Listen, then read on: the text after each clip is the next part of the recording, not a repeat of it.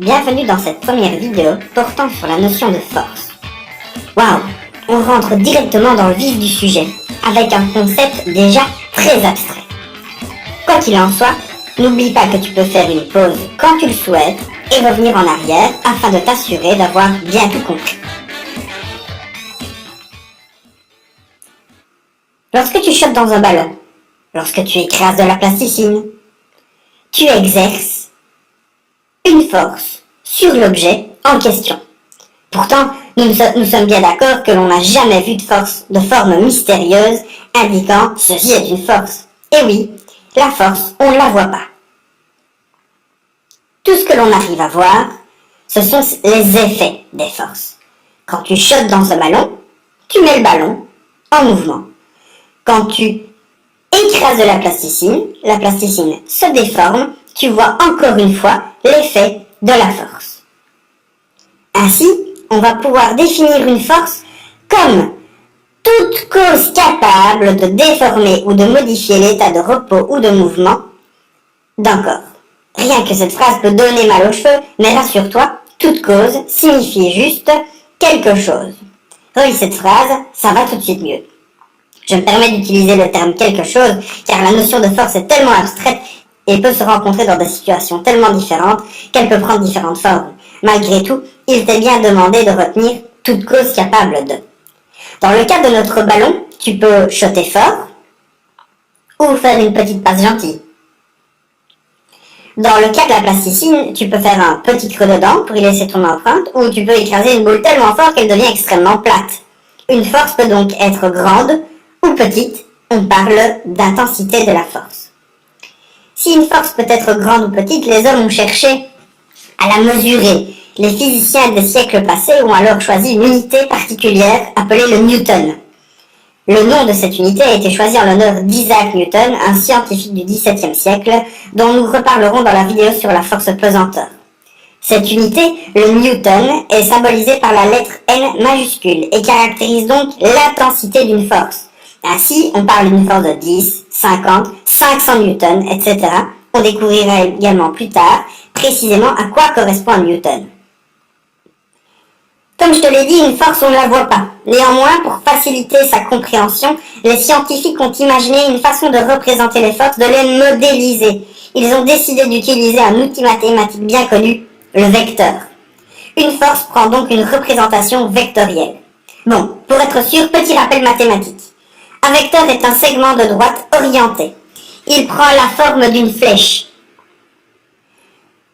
Le début de la flèche représente le point de départ du vecteur.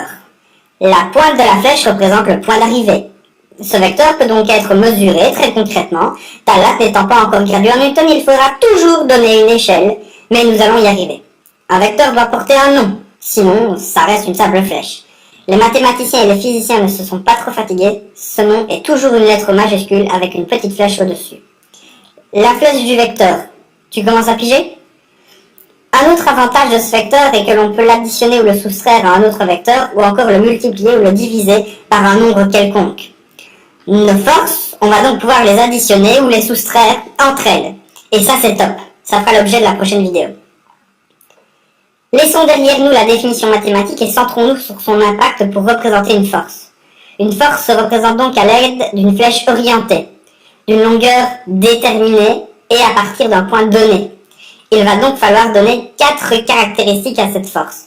Plutôt que de parler dans le vide, prenons l'exemple d'un marteau qui frappe un clou.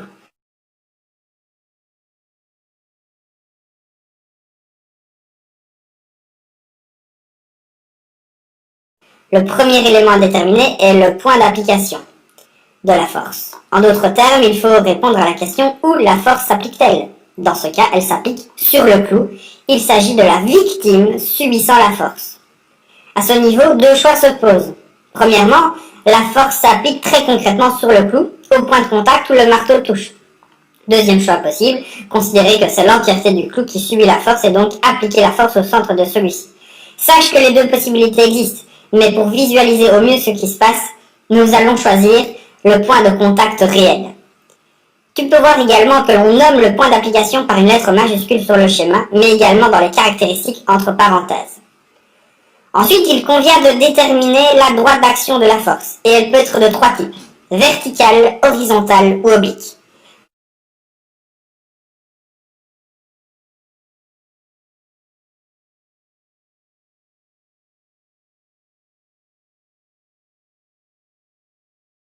Dans ce cas, il est évident que l'objectif en frappant le clou est qu'il s'enfonce bien droit, suivant une droite verticale.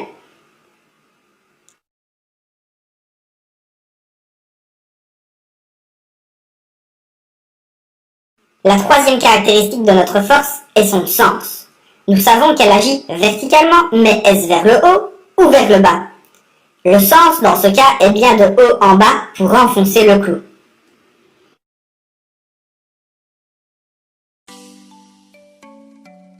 Enfin, la quatrième caractéristique est l'intensité de la force. Dit autrement, c'est véritablement la grandeur de la force.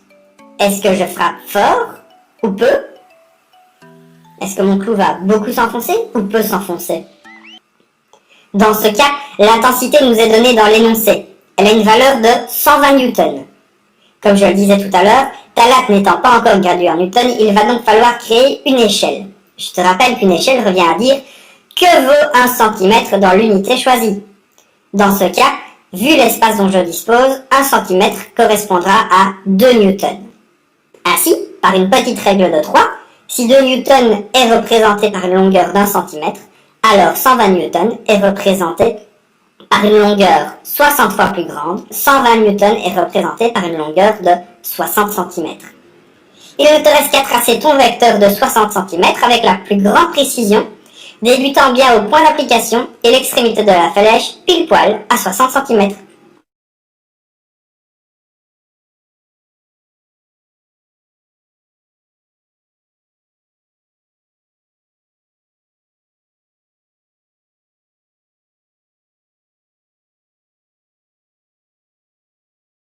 N'oublie pas de le nommer, dans ce cas, simplement F flèche.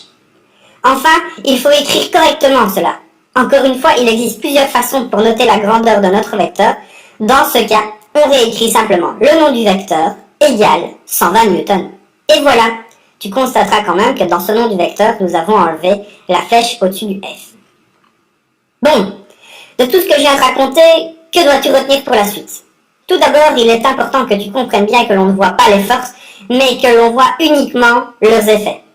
Les forces, vu qu'on ne les voit pas, les scientifiques ont choisi de les représenter grâce à l'outil mathématique du vecteur. Ainsi, vu qu'une force est représentée par un vecteur, on doit lui donner 4 caractéristiques. Un point d'application, une droite d'action, un sens et une intensité.